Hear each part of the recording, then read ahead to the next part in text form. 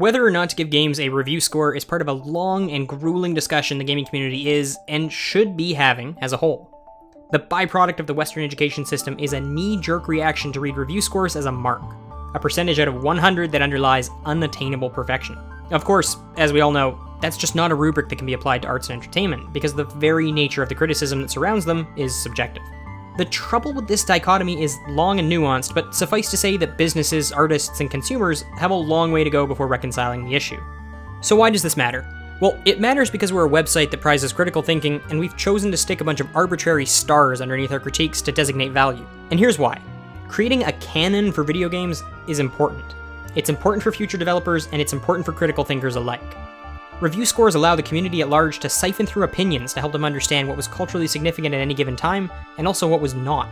There's an inherent value for creators and critical thinkers to be able to reference old works without scavenging through criticism at random to help them understand the past.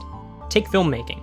One of the best ways to understand how not to make a bad movie is to watch a lot of bad movies and take note of what they're doing wrong so you can steer clear. Very few things are created from scratch. If every 100 years we stopped reading books from the century prior, we wouldn't have the rich tapestry of literature that makes up our cultural understanding today. And what else? Review scores are fun. They're a springboard to interesting conversations about why a game is or isn't a valuable work. Having a shorthand for, I thought this game was awful, and I thought this game was terrific, is a great way to have a meeting of the minds. They urge us to ask the question, well, why? And with all that said, here's how we want you to read our 5-point review scale. 4 stars is a thumbs up. It means the game was good.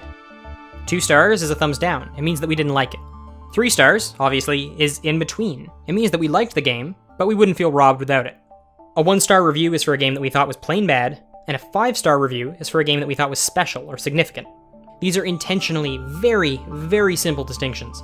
The important part is, of course, the thought and criticism in the body of the review. We feel strongly about our reviews. They're a part of who we are as a site, and reviews in general are a part of the gaming community as a whole. If you'd like to hear more on the subject, I've included a link to a short podcast that we did, and I'd love to hear what you think, so join us in the comments or on castlecouch.com. Remember, don't keep games a secret. They don't keep secrets from you.